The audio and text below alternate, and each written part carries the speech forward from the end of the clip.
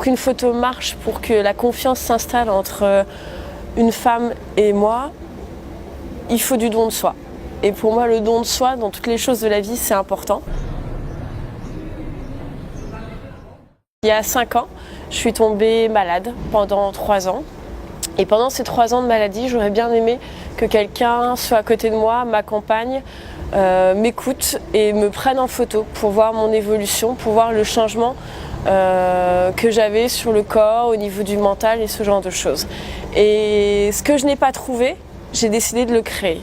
Donc c'est pour ça, il y a 2 ans et demi, quand j'ai ouvert la partie photo, je me suis dit, il faut que j'aide des femmes, malades ou non, à s'aimer, à s'accepter, à reprendre confiance en elles, à leur faire passer des messages positifs, à ce qu'elles se rendent compte que ce sont des belles femmes. Il y a 1 an et quelques mois, avec Valérie, on a participé au concours Estée Lauder, donc qui est un concours en lutte contre le cancer du sein.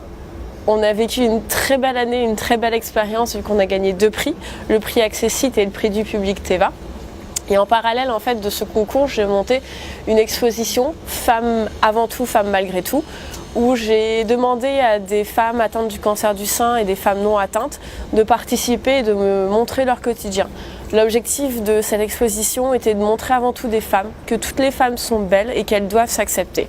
Alors dans mon quotidien de photographe, j'aide les femmes à s'aimer via des exercices, via la photo, à surtout déculpabiliser, à se rendre compte que si aujourd'hui ça va pas, c'est pas forcément pareil pour demain, que demain c'est à elles de le construire et surtout d'essayer d'oublier les messages négatifs qu'elles ont reçus dans leur vie.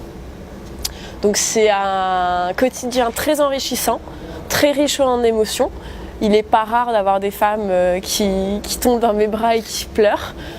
Généralement, je finis aussi en pleurs parce que c'est des moments de vie qui sont très intenses. C'est un moment de partage vraiment pur et sincère. Et ce que j'aime aujourd'hui, c'est que dans mon métier, les femmes donnent énormément en termes d'émotions, mais on est aussi obligé de donner. Je trouve que c'est une des forces et une des richesses.